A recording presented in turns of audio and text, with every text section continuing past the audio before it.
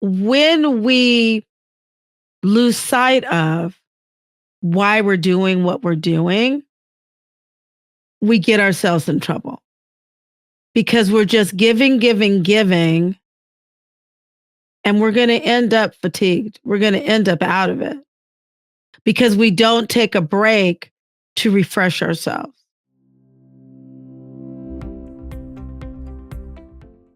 Hello. Welcome back to the Overwhelmed to Resilient podcast. I'm Dr. Phyllis, your host. And today is episode 19, Compassion Fatigue. When the many hats you wear test your resilience. I have spoken about compassion fatigue on different platforms before, and I really feel it's important for me to talk to you about it today. Compassion fatigue traditionally is a really, to make it really simplified, technically it is different from burnout in that burnout is more related to something outside of you. So we could say that, oh, I'm burned out with my job. That's really burnt me out because it's what someone else, it's the work condition is doing to you that is making you feel burnt out. It could be a relationship, but not so much. It really is more of feeling stressed out about a job. That's really what burnout. We use the term a lot in a lot of different ways, but burnout really is more of it's a work-based label term. And compassion fatigue more traditionally has been associated with someone in the healthcare field or professional caregivers or those who are counselors, ministers. So I have long felt that compassion fatigue is experienced by people who care, people who are wired to be givers. So I feel that compassion fatigue we all experience as Christian women who wear a lot of hats, as Christian women, as women, period, but especially since my passion is Christian women's ministry, is that we as Christian women, we're givers. We're wired to give. We feel good. We have a feeling of pleasure to give, to be of use to other people, because we feel that that reflects the love of Christ. Christ had compassion. His father, our Father God, is a father of compassion, of love.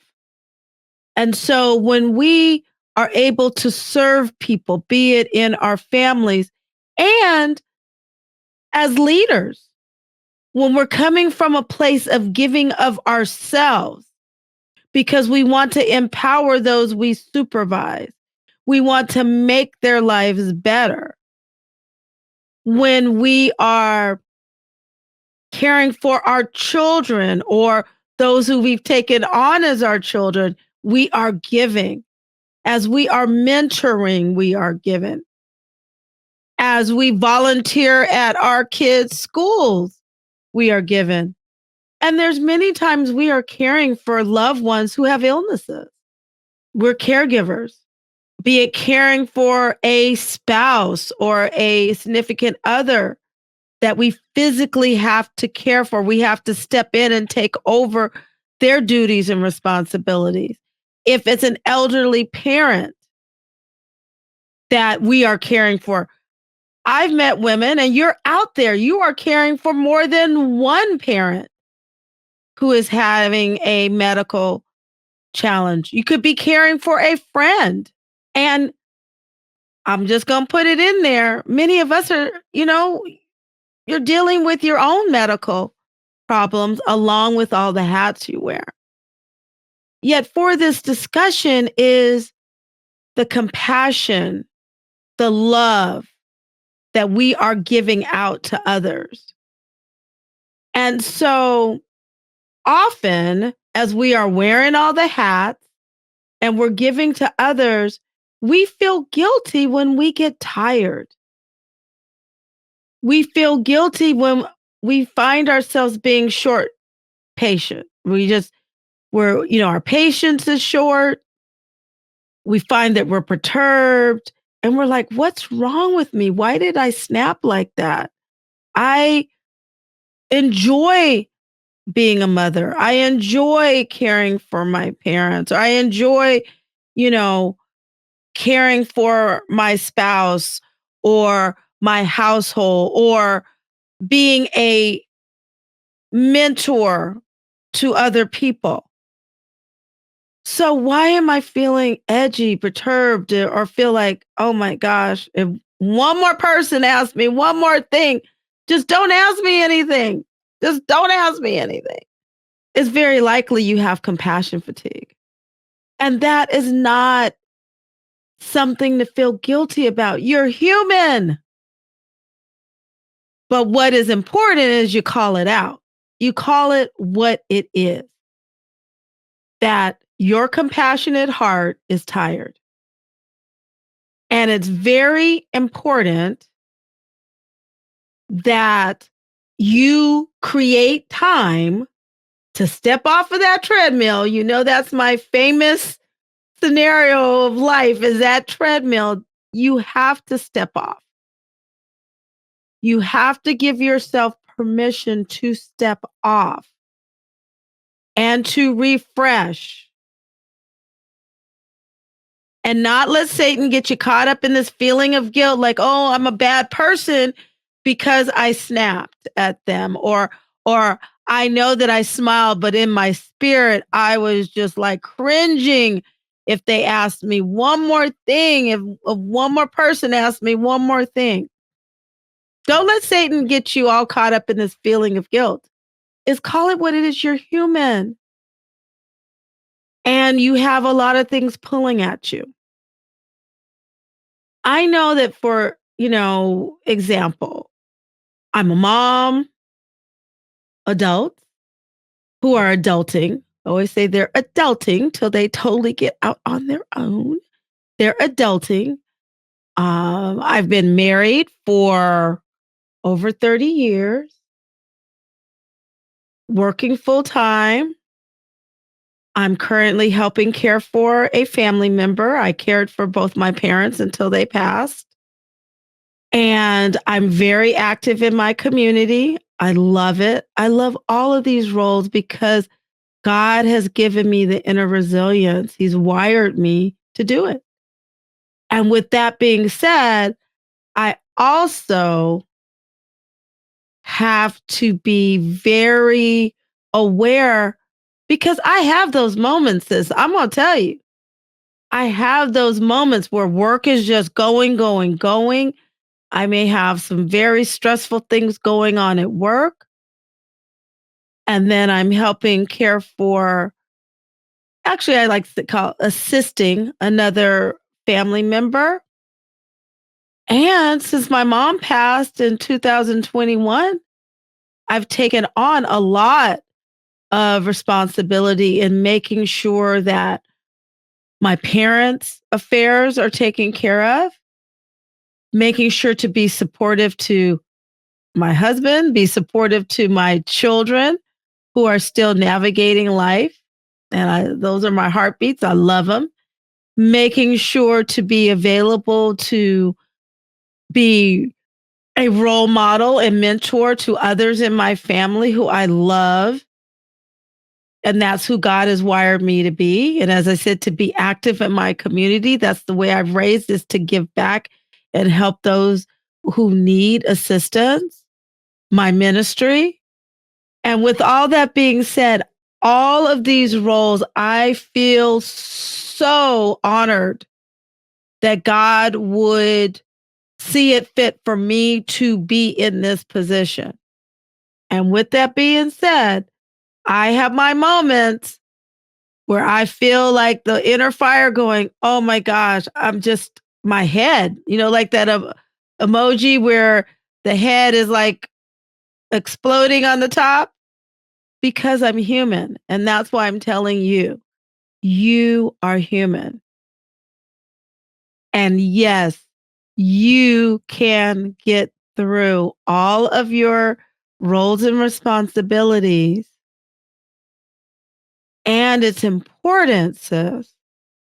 You have to give yourself permission. You will hear me saying this over and over because I feel like the rate limiting step for most of us as Christian women, and I'm looking at you, I'm pointing at you, sis, is giving yourself permission to be human. We have this idea, this idea of martyrdom. And there's a saying I used to say often. I still say it from time to time, but martyrdom is overrated and underappreciated because when we get on this autopilot sense of just doing, that we get our sense of worth, our validation caught up into what we're doing instead of who God has created us to be, and then our roles being branches out of who he's created us to be. When we lose focus and again we wrap our feeling of worth, our enoughness, our ego into these tasks, we keep doing. And it's like a craving that will never be filled because we keep going for the next shiny object. We keep going for the next promotion. And there's nothing wrong with that. But as says, if you're going for it because you feel this need to fill some craving of validation is not a good thing. But for the next promotion, continually wanting to get validation from your spouse or your significant other for people to say thank you, to I'm going to volunteer to head this project because that's going to make me feel if they select me, that means I'm good. I'm okay. Or, we're waiting for our children to appreciate the sacrifices that we make. It's nothing wrong with enjoying when someone says thank you. It's a blessing. Yet when we lose sight of why we're doing what we're doing, we get ourselves in trouble because we're just giving, and we're going to end up fatigued. We're going to end up out of it because we don't take a break to refresh ourselves. You have to live life with intention, sis, and you can do it. You have to live life with intention. You have to look at everything that you're doing and realize, as I said, you are human. God created you as a wonderfully made human. And as I talked about in episode 18, is you're awesome. God has created you to be wonderfully complex. He's created you to have a heart, a wonderful heart of giving. And, we think and we talk about the Proverbs 31 woman. It just came to my mind. And as the mother was telling her son of who the characteristics of a virtuous woman. And I'm going to tell you, sis, You are the Proverbs 31 woman. The fact you are wearing all the hats that you wear, you're there. You're there. Stay connected to God. Use Him as your GPS. Use Him as your point of discernment on what you need to do, what's for others to do. Give yourself permission to take a breather, even if it's 10 minutes to walk outside, even if it's treating yourself, go to the coffee house, drink some coffee or grab some and go sit at the park or go look at the ocean. Often we work at our desk because of course we're trying to get done so we can get out, go get our kids, get them to where they need to go. And most of the time, you're not going to take quiet time when you drop your kids off at their functions or wherever they have to go, because you're going to start talking to the other mothers or fathers that are there at the activity. And so then when the practice or the rehearsal or the game or whatever it is done, then what are you going to do? Then you got to get ready to get dinner, get homework done, or whatever it is. And there may be some of you that are grandparents. It's the same thing. Or maybe you've taken on a role as a very special godmother or you are helping with someone else's children. It's the same thing. We run from one place to another. And there's a little thrill about that of rushing and all of that, but you have to give yourself permission you have to create a moment because no one else is going to give you a moment. And if you don't put yourself in check to take a moment when you start feeling like, okay, I can feel those feelings. I'm not showing up in life as the compassionate person that I know God has created me to be. When because we all know, and even if it looks differently on the outside, within your spirit that you're not showing up the way you usually would. Take a breather. And if you snap a little bit, just go back and say, you know what? I am so, so sorry that that happened. And it's also okay to admit that you're tired. It's okay to admit that you're tired. Because I also want to leave you with this, that if we don't rewrite the narrative of the superwoman, the martyr woman, then we're just setting up the next generation of Christian women coming behind us to continue to strive for these, or feed into these narratives, which are not true, that to be the ideal Christian woman, you just keep going, and you don't need to take a break. And it's all about giving to others. And you don't, and for you to do self-care means that you're selfish, or for you to spend money on yourself is to be selfish. Those are false narratives. Those are myths. And I can tell you, I do not believe that the Proverbs 31 woman just did not take time to just go out and look at the sky and thank the Lord for another day. Or thank God, stop and look at the wonder of what He allowed her to create, so that she was actually connecting with God as she was creating her craft. I don't believe that the Proverbs 31 woman, as she was preparing her food or supervising those who prepared her food, didn't say, Lord, thank you for another day of providing for me. She had to refresh herself to do the things that she did because she was connected to God.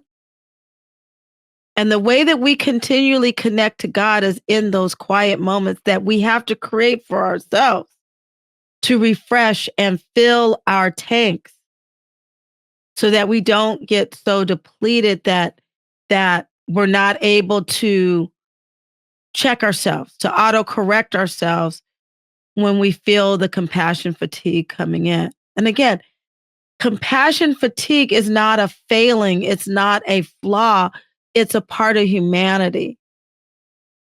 But what our responsibility is to A, know it's okay when you start feeling it coming on. What are you going to do to self correct? What are you going to do to refresh so that you can get up, refreshed, jump back in and put those hats on? Because you can do it. I love you. And I will continue to be here for you because I want you to learn from the lessons that I've had to learn so that you too can go from being overwhelmed to resilient. I love you. I look forward to our time together every week. Don't forget to like, subscribe, follow, and share. Let's increase this movement. Love you. See you next time. Bye bye now.